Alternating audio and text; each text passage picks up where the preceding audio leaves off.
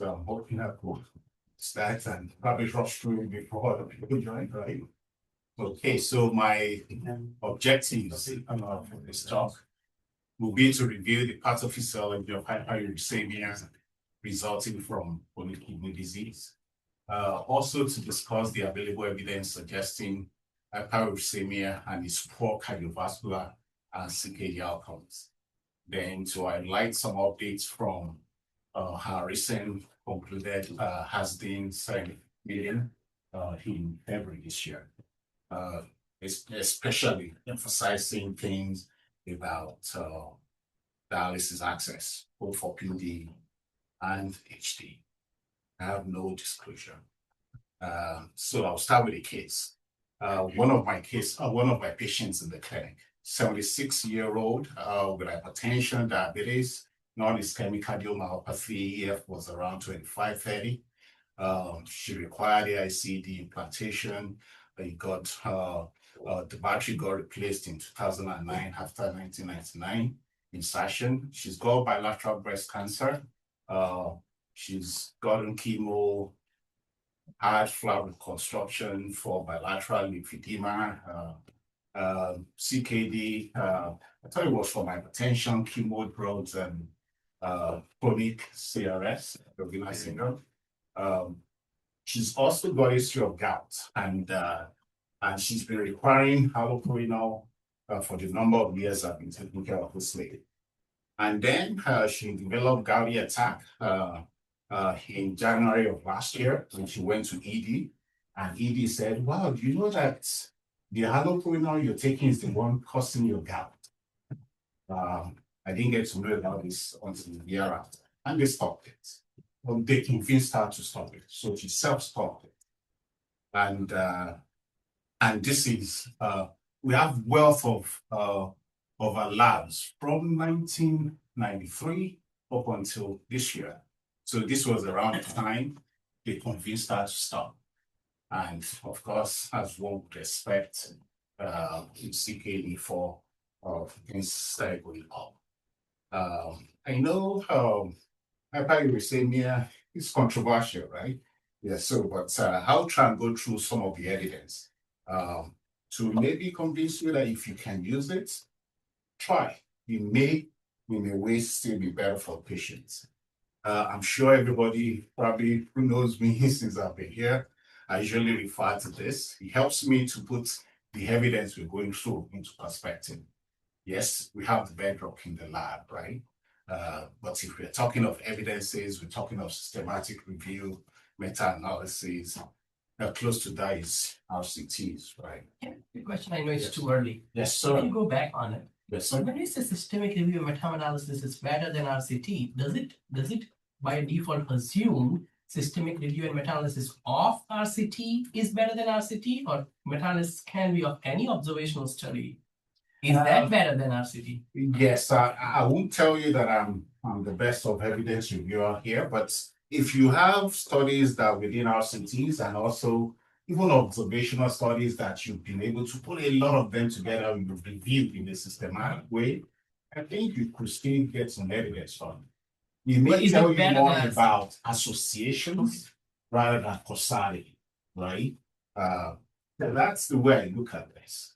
Well, I think certainly if you can have small randomized controlled trials, Right. 4 of them, and the systemic review is better than each individual. Right. Yeah. But what if there's one randomized controlled trial and 5 observational studies, meta-analysis of that 5 observational studies? Is meta-analysis of 5 observational study better than one randomized controlled trial if it's opposite result? No. Exactly. By no means. So I think sometimes people misunderstand this diagram that meta-analysis is always better than RCT. No. Well, I think when you really want to answer this question, you look how let's say KDIGO rates their recommendations, right? 1A, 1B. So 1A is meta-analysis of randomized controlled trials, right? And they all point to the same thing, and so you can use their recommendation and that reservation in these groups of patients. And then your 1B can include, let's say, some of the case, smaller cross-sectional or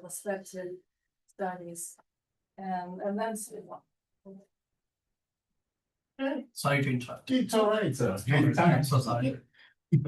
Yes, so now I'll be going through the review of pathophysiology of hyperuricemia from CKD.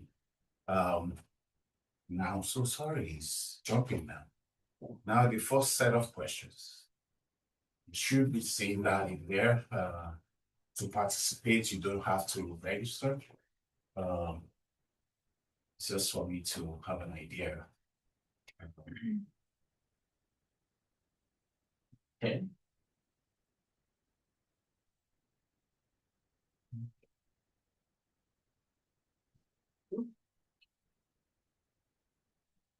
Never mind.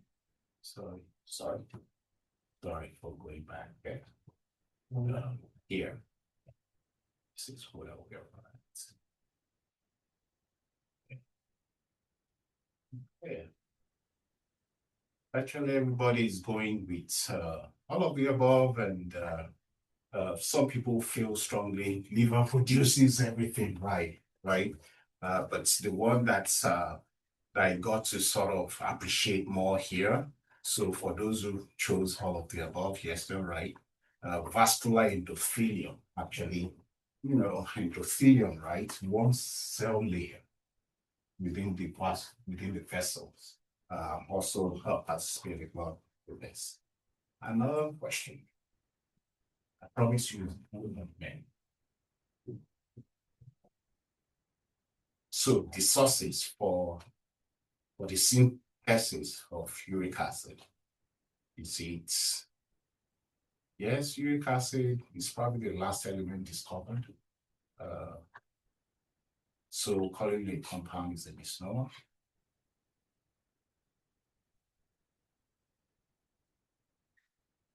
Okay.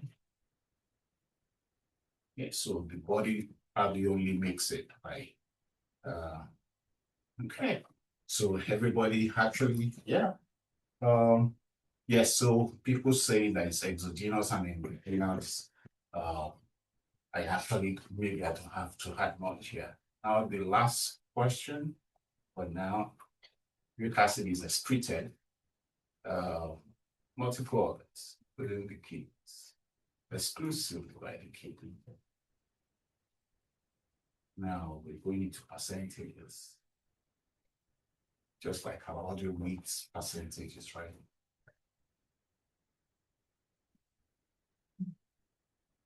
I know that kidney doctors would love the kidney to be the only one doing it. But yes, it's C, 70% by the kidney, predominantly, right? But 30% by the intestine. So back to medical school.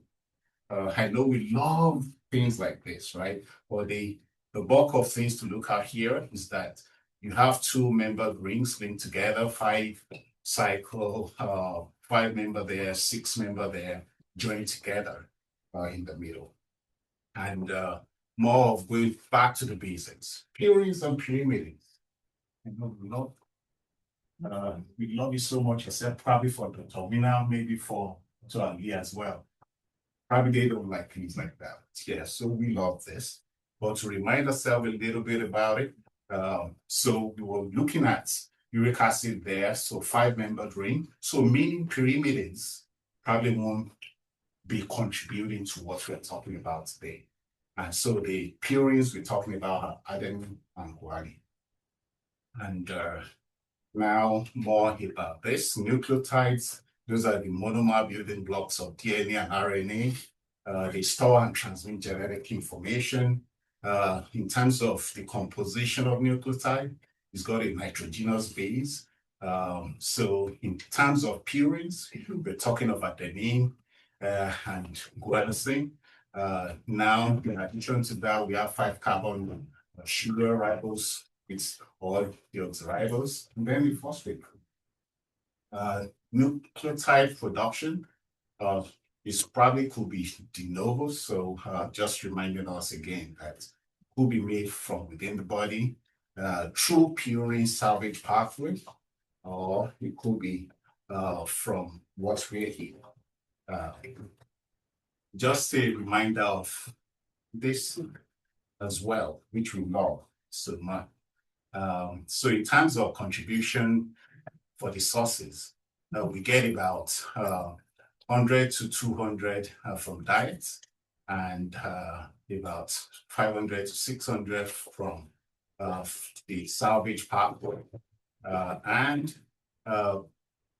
we know about xanthine oxidase so well, which works on getting hypoxanthine to xanthine, and also from xanthine to uric acid. And so it amounts to about 700 per day, adding to the total pool per day of about 1,200. And just like we were talking about, 500 milligrams gets excreted out of kidneys, and the intestine, especially with the discovery of ATP binding cassettes subgroup G2 that was found in the kidneys and also in the intestine, being known to be solely responsible for the excretion in the bowels. Now regarding the kidneys, we have the organic anion transporter form, which helps to transmit it from the ultrafiltrates in the urine into the cell and then into the blood. Also the urate transporter one, also glucose transporter. The night one found also does this. Then the ABCG2 we talked about. In terms of the organic anion transporter, that could actually transfer from the blood into the cell and then gets excreted out into the urine. So in summary, essentially, nucleotides in DNA and RNA, they get metabolized to xanthine at the end of the day. Xanthine oxidase forms uric acid. Now, in terms of the classifications, the whole classification is thinking about how they are secreted, how they are produced, and the major one used to be considered as being the under excretion type, about 60%, and the uric acid overproduction, about 10%, and the combined ones in patients could be 30%. Then, with the findings of what happens in the bowels, the classification was revised, and then the uric acid overproduction type got broken down more into renal uric acid overload type, which could be extra-renal, under excretion type, or overproduction type. So that's essentially the classification. Now to discuss the available evidence. Now, in terms of metabolic syndrome, there have been a number of review articles, meta-analysis, but I'm going to be talking about one of them, talking more about how to put all these things together for us to see how this could be a problem for CKD outcome and also with cardiovascular outcome. If we're talking of maybe metabolic syndrome, we're probably equating that to maybe suffering in the land of plenty, eating a lot, as in meaning you're getting a lot of things like ready-made fructose into your body, and also that essentially leads to hyperinsulinism at the end of the day. And if you're getting a lot of refined sugar like fructose and the rest of them in there, you could see that the body will go into overdrive in making use of fructokinase, and then fructose 1-phosphate is made, and that actually depletes ATP, meaning you're sort of causing oxidation stresses within the body. It's eating a lot. And in terms of this fructose over intake, I think we're fairly known for that as in UF Health. I think when Professor Johnson was here, I think, if I'm right, that was before my time. Now regarding over intake, as one would expect, you're getting more in, so that makes things there to be upregulated and you're producing more. Now regarding the hyperinsulinism, leading to hyperinsulinemia, adipose tissues, they produce a lot of glyceride-derived 3-phosphate dehydrogenase. They get that into overdrive, and that gives more of the 5-carbon sugars into making more of uric acid at the end of the day. Apart from that, insulin actually upregulates the action of URIC1 and glutamine as well. Now, apart from the fructokinase being activated, the liver sort of getting into overdrive, fructose by itself actually upregulates the action of glutamine as well. Now, in terms of cardiovascular diseases, the level of evidence, yes, a lot of reviews and also meta-analysis, just to suggest that there are quite a number of things in here, but I'll be talking about this particular one. So Lee and his group in 2016, they were looking into a number of studies to put about 29. They eventually put in 29 prospective core studies together, which is giving us about almost a million, I would say, yes, participants at the end of the day. Now this is just showing about, the inclusion criteria and how they eventually got down with 29 cohorts. And now, so if we look at the plots, they came with random effects of multivariate risk analysis regarding thinking about association of hyperuricemia and coronary artery disease. We see that fairly a number of them probably they're crossing, the one line to an extent, but most of them actually are not crossing mostly. So the forest plots were in here. Also in terms of normal uricemia, hyperuricemia, very few and probably touching the one line. Many are showing that yes, there may be some association between hyperuricemia and coronary artery disease. And at the end of the day, the summary of the analysis of the study was that there's increased risk of CHD, and with the adjusted morbidity relative risk of about 1.13 with 95% confidence interval, and there's no inclusion in one here. And thinking about 1 milligram per DL above the normal, well, we suggest relative risk of about 1.13. And in terms of how much hyperuricemia will actually go with mortality, they found that this probably may be significant, maybe in females rather than male, essentially. Now their conclusions was, okay, there's increased risk of CHD associated with hyperuricemia across most subgroups, and this will increase CHD events, especially mortality in females. But they're proposing that, yes, RCT should be made for us to see if you treat this, can you actually reverse that?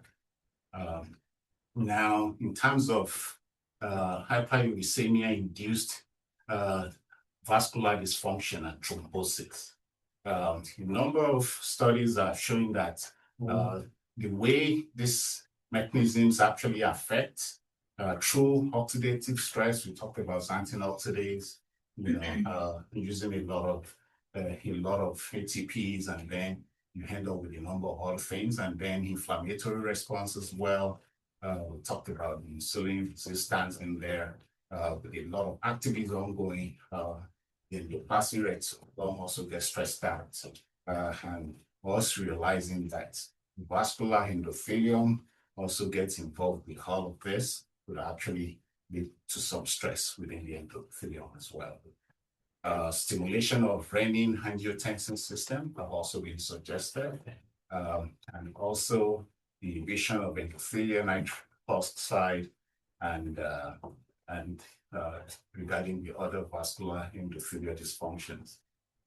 Now for renal dysfunction, I will be talking about two cases in here, two studies here. Zhu and his group in 2014, they looked into a number of studies and they eventually ended up with 15 articles, starting from almost 2,000 that they looked through. And these were the ones that made the cut. And in terms of the forest plots in here, we'll see that quite a number of them actually did not get to the one line.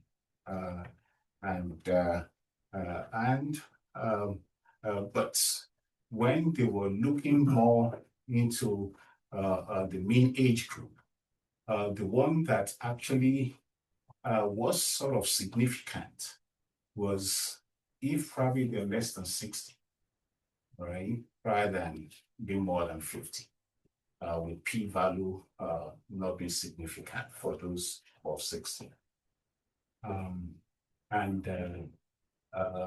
Then the second one, the second meta-analysis, eventually they included a number of groups in here, and the analysis also shows more or less the same thing, sort of replica. And in terms of if you just have hyperuricemia and you consider health,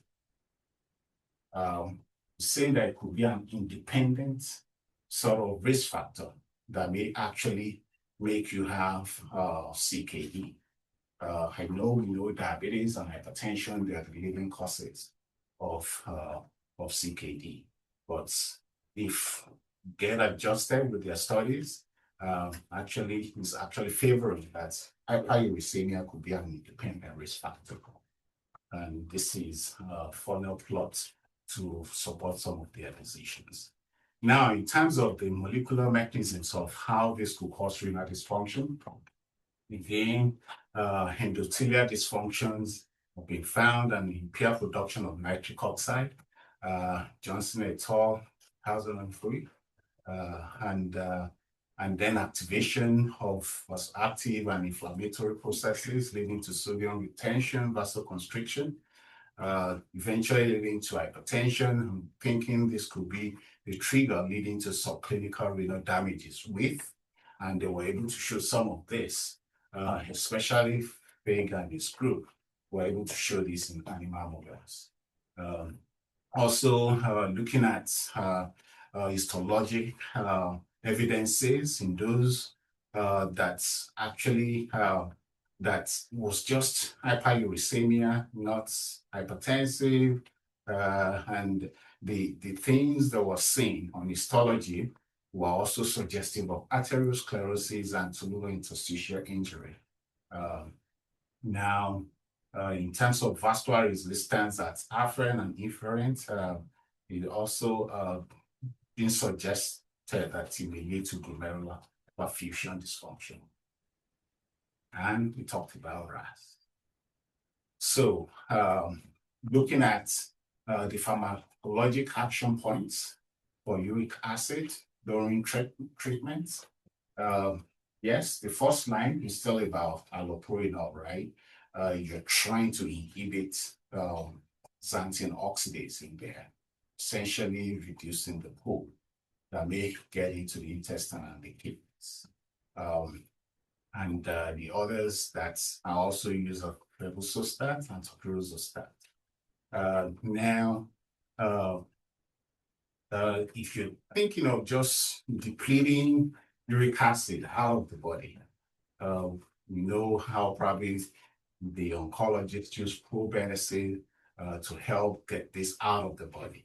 And the way it works is by inhibiting uric transporter 1 and glucose transporter 9. Now, with the evidence that's been found to lead to poor cardiovascular outcomes that actually led into some some medications that were produced, like lesinurad and clofenate.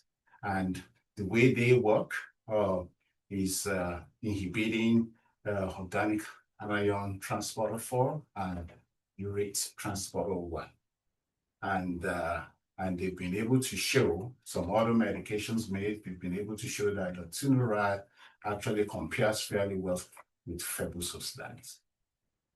Now, what about other non-uric acid lowering drugs? Some of the fellows who have been with me in the clinic, they probably would have seen me use a lot of losartan. We'll talk about it, right? It's not that I have shares in there. It's probably because of something like this. Yes, so it sort of inhibits urate transport 1 and GLUT9 as well. Now, what about other medications, fibrates? I don't prescribe that much, but the internists in a way may be contributing to inhibiting urate 1. What about estrogen, especially ladies who are probably on that? And the effects there is sort of very vast. Xanthine oxidase, urate 1. Now back to the clinic about my patient. Yes, so this is the uric acid. And when I saw her and I was trying to correlate that with her creatinine or GFR, maybe. But my patient is 76 years old. Maybe endothelial dysfunction may not be a major thing in here. But the last time I saw her in clinic, I think I was able to convince her to go back on uric acid. Is it going to do anything? I'm not so sure, but she's now progressive at CKD4.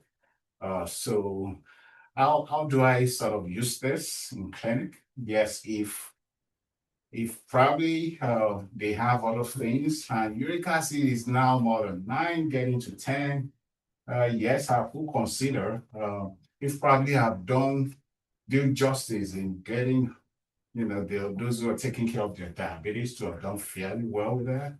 And there's something left behind. Yes, I tried to treat them with that. But just like allopurinol will cause major trouble as well. Actually, I remember losing some patients, starting them on allopurinol, and they developed, breast syndrome. But weighing the risk and the benefits would help. Now, to highlight some things about what happened at our ASDEN meeting. Sorry, the last of the questions, I promise.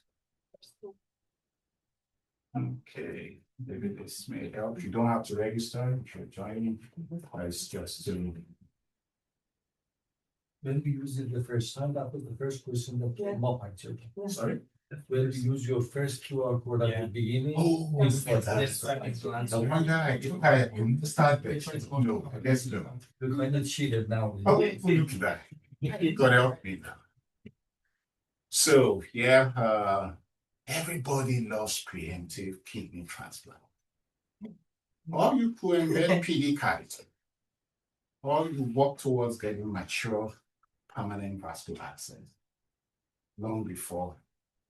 Now others, yes, other options. Progressive CKD, most of our progressive CKD patients, they crash into needing RRT.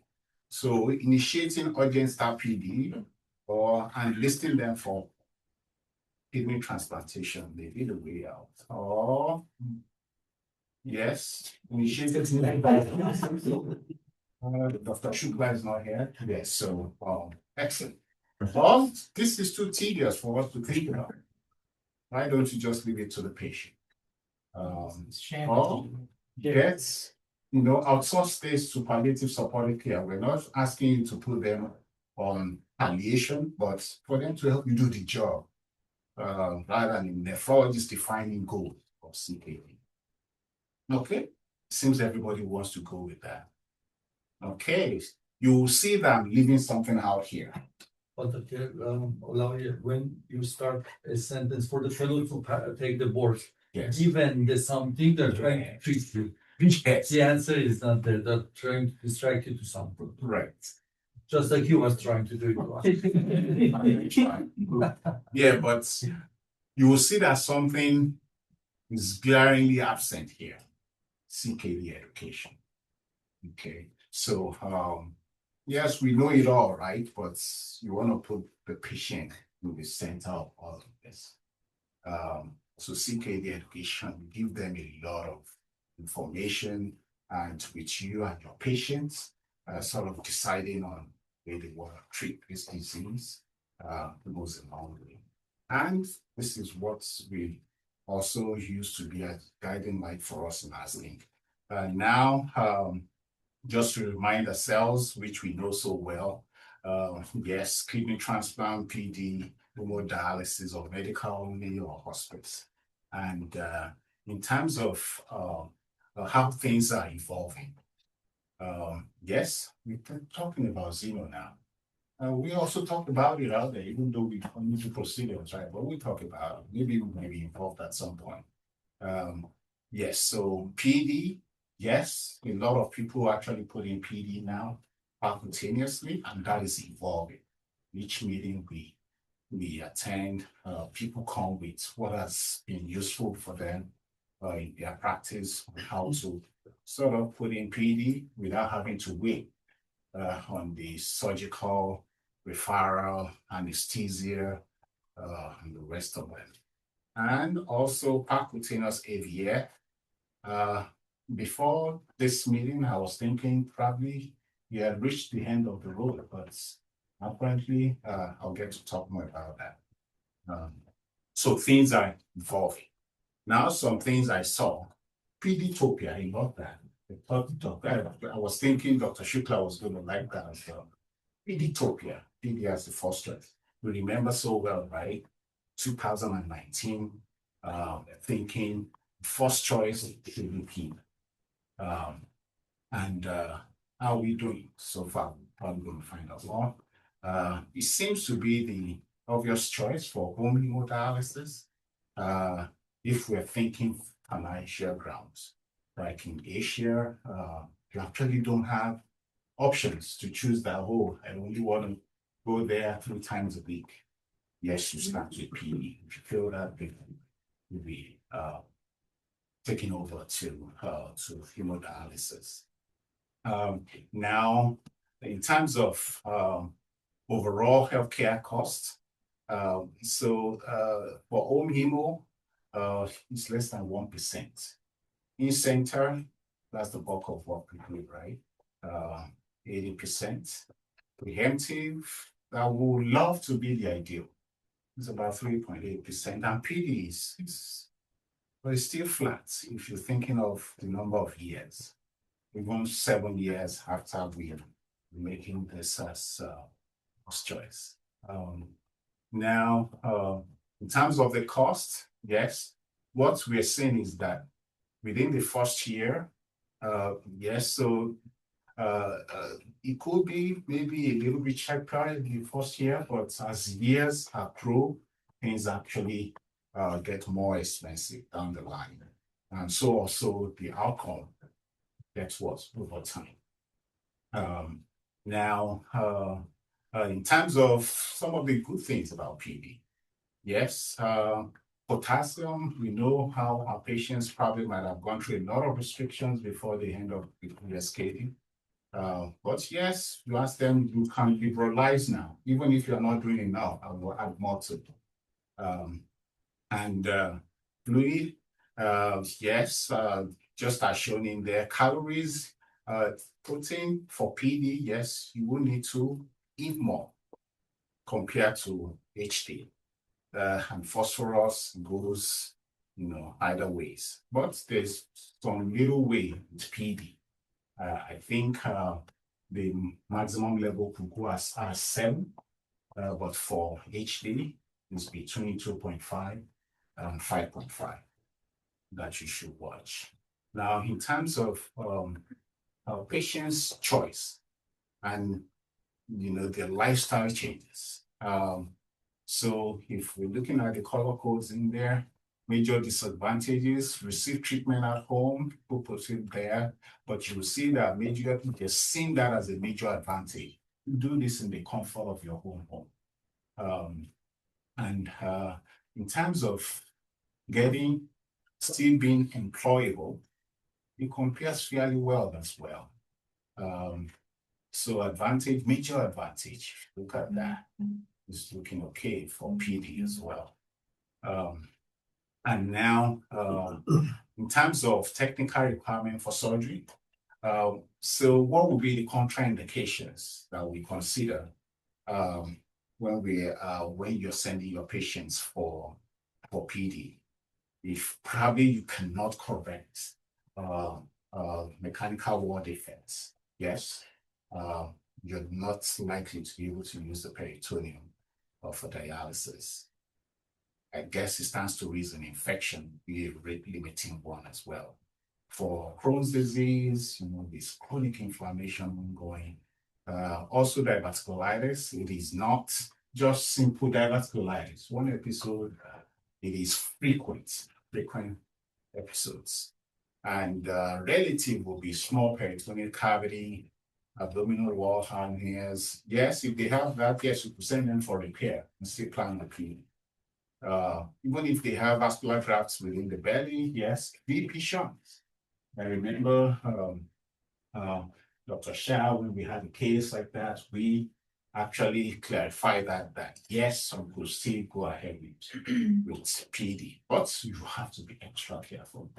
I actually have a patient and we got into some input with that because they developed normal pressure hydrocephalus and they have to be compressed and then eventually they decided to decompress into his heart rather than into the peritoneal cavity when we got involved while they were doing this. So gastric bands, literature is suggesting like, okay, ostomy, you take one case for what they have. And then the techniques, it could be either fluoroscopy or that would be the intervention nephrologist putting that in percutaneously. Or if the surgeons are using CO2. What is not a contraindication is the number of abdominal surgeries they had or adhesion. I actually have a patient that, started, then started having a lot of alarm at home, couldn't do fairly well with being on PD, and then got admitted a number of times, and then I was able to convince the surgeon to take them in. They found some adhesions, the light stage. She's been going through that now for about 1.5 years post dialysis. What about liver transplant history? That's like I'm trying to see whether somebody talked about that at the meeting. No, but I would think, wow, it's going to be a lot of discussion, right? With them, immunosuppressive therapy. I would say liver transplantation, I would say you have to weigh the risk there, which seems to be a lot, right? In the sense of immunosuppressive therapy, and then the liver is there. I guess one may stand to sort of discuss it and maybe give it a trial. And if they start coming down with a lot of infection, then you might have to stop there. But I don't think there's any striking evidence to say you can't do it. So just back to it again, putting patients, letting them know the potential risks that are involved. And something I think you've known so well is those who have had transplant, they want to protect that transplant. So they may be biased in you going with telling them, oh, there may be some risk. Should we try this or not? And in terms of social factors, yes, solo patients, yes, they may have trouble with dexterity, especially if they're blind, that will be some limitations. Mental health and intellectual disability will work against them doing that. But if they have assistance, yes, housing situation for the assistants could be something to consider. and are very reliable in terms of being available to help them with it. And the assistant also participated in usual life of the PD patient. Now, in terms of technical failure, so first year is usually around 20%. And looking at the number of years, you see that all of this actually they stay together, as the number of months of being on PD actually sort of lead to sort of failure. And the things to think about that makes them fail, peritonitis, especially when they're losing their residual renal function, fluid overload. Actually, in case I think one of my patients that just came in at some point, he was listed for kidney transplant, and then they said, "Oh yes, you have this ulcer in your foot, and you need to make sure you get this healed. So we'll take you off the list until you take care of that." And I had to do a lot of ultrafiltration. I had to actually be using 4.25 at some point and all whatnot. And yes, we were able to heal the ulcer with the adjustment of PD. But now, with a lot of 4.25, he's lost his peritoneum to be able to do dialysis now. And now he's struggling with me saying he had to go on HD. Was recently in the hospital. But yes, he came with hypertension. That was a lot of ultrafiltration just to get him back on the transplant list. He's still on the they put him back. Thank you for putting him back on the transplant list. But now a lot of hypertension, and now so I'm just hoping they will call it. For the last 2 cycles I've checked his adequacy, it's failed. So I'm still struggling with that. And so other things will be if they develop hernia, or about 30% actually I have a patient that developed hernia and actually was in Orlando with his family when this happened, and went to a private hospital there in the community. They fixed it. And they didn't even take in the PD catheter. And then you came like, "Oh, it's been fixed, and he's still doing okay on PD." Yeah, so yes, you can. If you take care of that, they can still stay on PD. And if patient is saying, "I'm not enjoying this anymore." So the summary of using PD as first choice. Yes, we know when that was announced by the government 7 years ago. Yes, it seems that is an obvious choice on financial ground. Other things is, yes, there's some potential benefits in there, but yes, they may need to eat more proteinous foods as well. And then we're thinking, lifestyle may make people to favor PD. Yes, they like that they can shower, especially, if you just initiate a patient on PD or on HD catheter. Tell them they can't shower, they can't even ask, right? That's a lot of limitations. Every day you cannot, right? So specific patients, yes, if they still have good residual renal function, it could be helpful, especially elderly if they are frail, can be taking them to dialysis during 3 times a week. Yes, that could be a way for them. In terms of the cost, yes, it decreases with time, but the first 2 years, yes, but after that, things sort of skyrocket.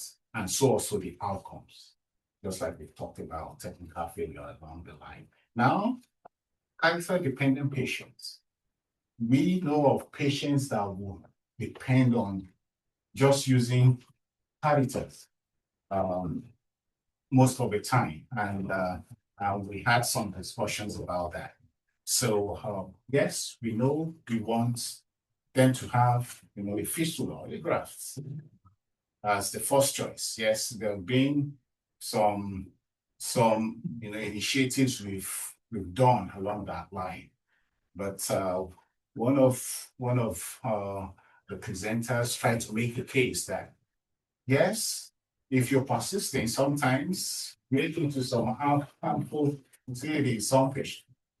For example, if patients have hostile anatomy, they can't even tolerate this, and the surgeon is telling you, I can't do this, but you're still insisting because CMS is on your neck. They're going to be sort of, you'll be dinged for not having the percentage of your patients, having access and a number of things. But yes, the advice at the end of the day is that we should try our best to stand for the patient.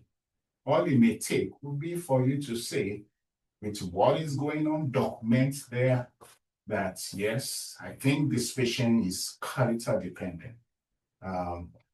Yes, CMS may not catch up with that, but at least you're putting the patient first with what you have. Now, the number of other things that were talked about, highlighted. So because surgeons also attend meetings as well.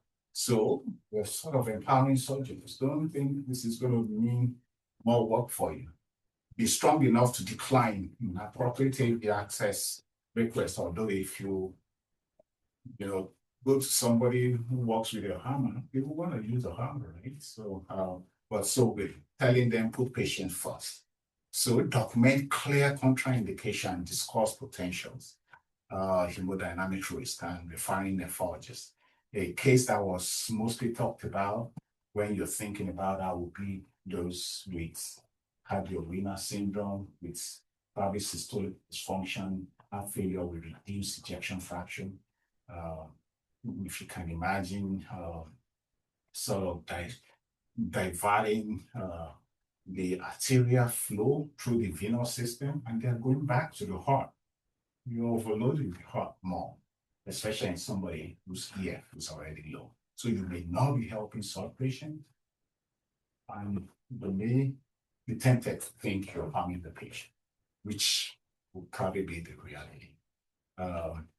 Now, that was about getting the surgeons to be more courageous, to decline. Now, what about putting grafts in high-risk patients?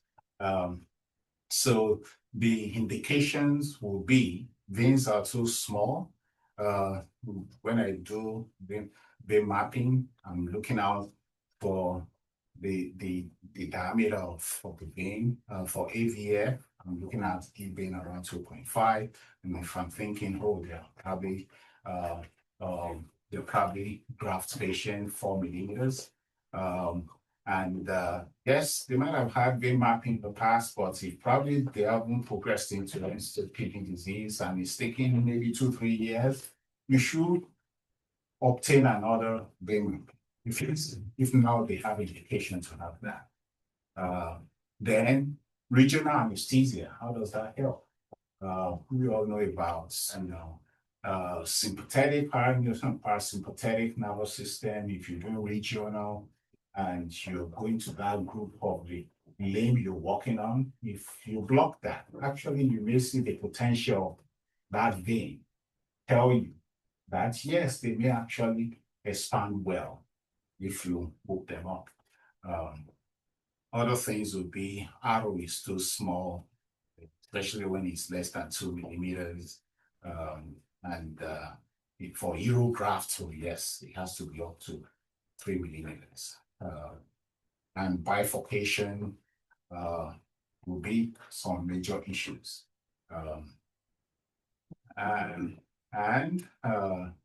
Multiple AVS failure, yes, people have access exhaustion. This is very real. And for patients and providers, yes, the advice we just put in a draft, but you should still weigh the risk and benefit here. If they keep, sort of clotting, don't forget to consider hypercoagulated liver workup, especially if you keep hearing them while you're doing mapping. So maybe some of the things you should expect to ask the primary team to take care of.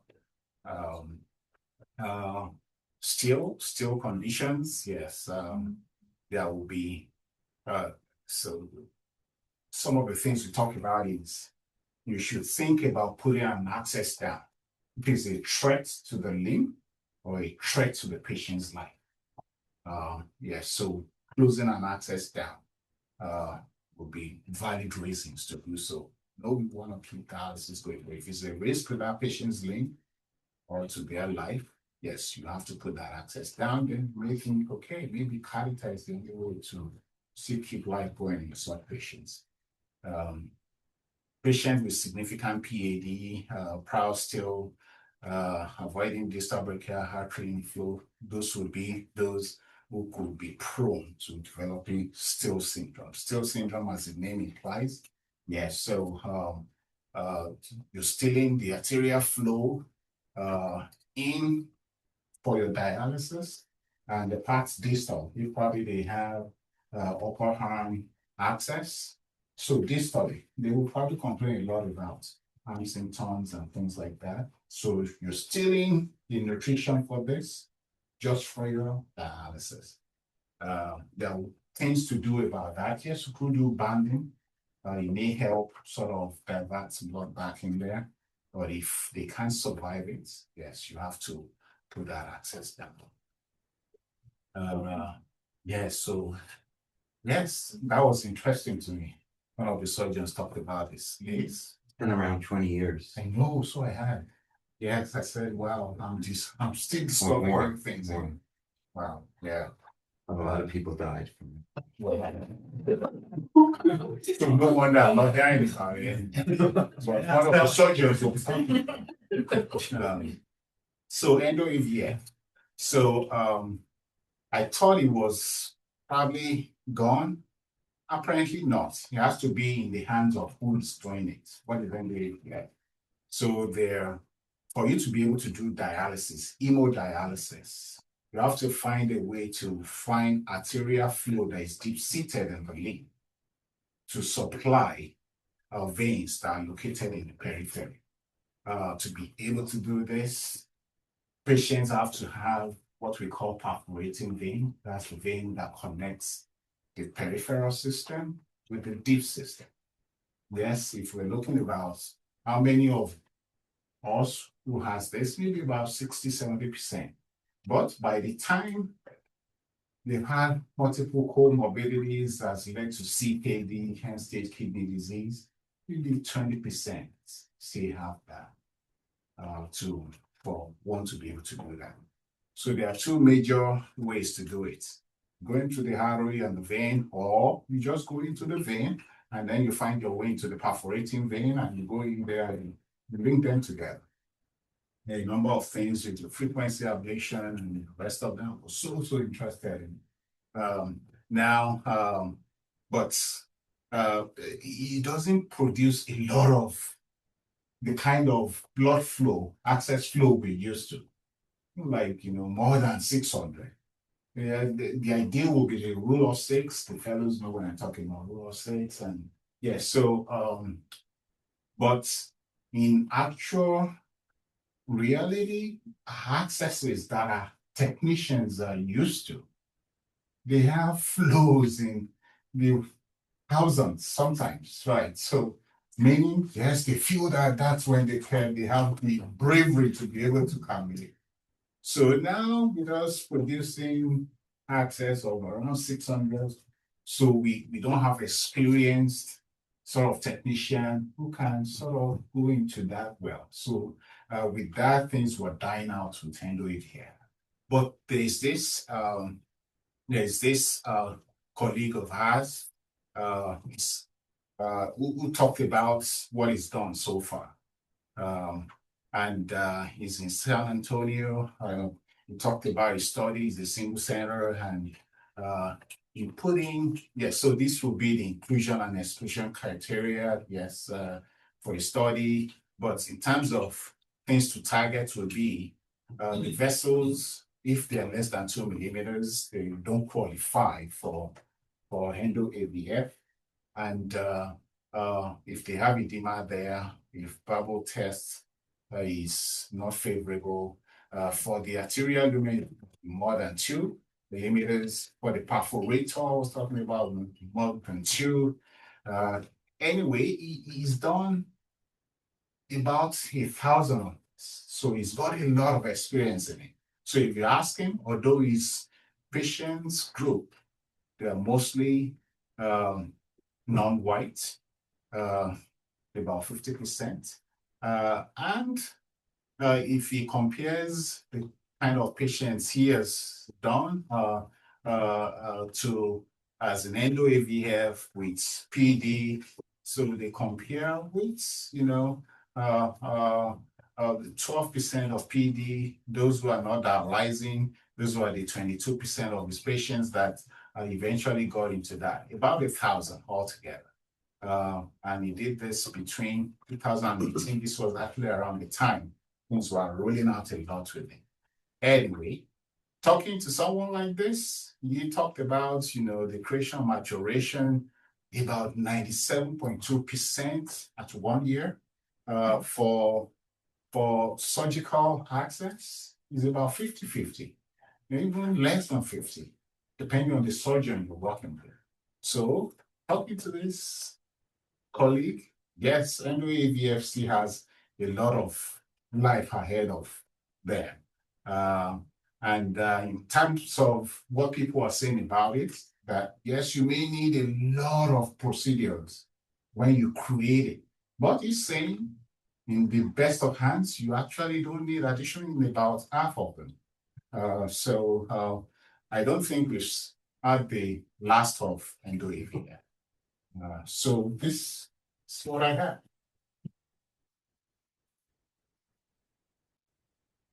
Yes. Comments about the hyperuricemia and uric acid, allopurinol that I might have missed, but it's really important for the fellows that if you have people of Asian or African American descent, to check an HLA-B051 allele first, make sure they're not at high risk for complications. The other important thing about allopurinol is to start really, really slow and go up very slowly. And there is no ceiling. You can go up very high, but they will get a better effect at lower concentrations than people without CKD. And the last, relative to your patient, it's really not known when someone is taken off allopurinol, whether they can go right back on it or you have to start slow again. So, some people say, well, if I started within a month, it's okay, but after a month, they're going to start, it might be better to start slow again. And in terms of your access, I've had a number of people come up and talk to me about us denying PICC lines in 84-year-olds with a creatinine of 1.3. And I think it's really critical to consider, like you said, if someone is more likely to get a catheter than a vascular access, they're probably okay to get the PICC line, and we shouldn't be denying it and making it more complicated or for IR or for the patient. And for my patients, with advanced CKD4 already, things being progressive, I started slow again. I told her, I don't think this is probably going to, it's like throwing my hands up, really. But so thanks for that. Yeah. The last time the uric acid was, when they discontinued it, the level was increased. Like that was kind of very low. Is that the reason? And I was also surprised by the dose of allopurinol the patient was on, like 3 times a day. Yeah, so they actually came with that as 100 milligram 3 times a day. In my practice, I usually go at most 300 milligram once a day. Well, it was already working with them when I inherited that patient. So I wasn't going to change it. But when the reason why they stopped it was they had gout and they went to the ER, and the ER provider, I'm not sure whether it was a physician assistant or a physician. Well, we think a lot of physicians, first, a lot of times you can't be on allopurinol if you have CKD. is one sort of Very misconception true. that's still out there. The other is that if your uric acid is low, you don't need it anymore. All of these very, Larry Edwards has been trying for close to 40 years to try to correct these misconceptions, but it's ridiculous. And then she posed a question to me and said, so why did they tell me to stop it? When I said, I don't know. I'm not telling you this is 100% helpful, but at least I've been using in some patients, maybe to consider getting back. I said, okay, if once you say that, okay, I don't know. What about who is that? Yes. The last study you cited on the ellipsis system. I wasn't familiar with it, just did a quick Google search. Okay. It says it was removed from the market. Yes, so a lot of talk about it at that meeting. So the company, Medtronic, is the one sort of supporting it. And I think reimbursements led to them saying, oh, we don't want to support it anymore. And the talk now is that this is still not final.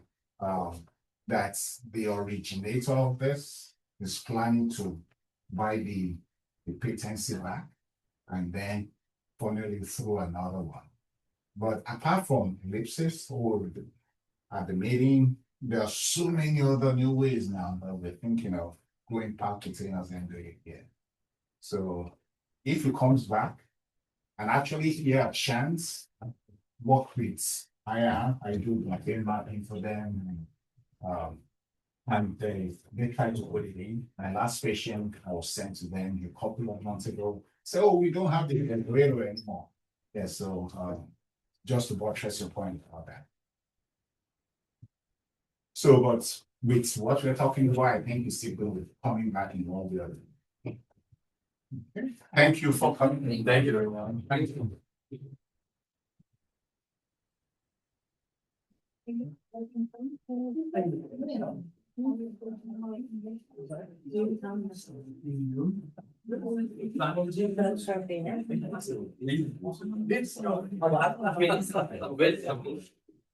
can't imagine someone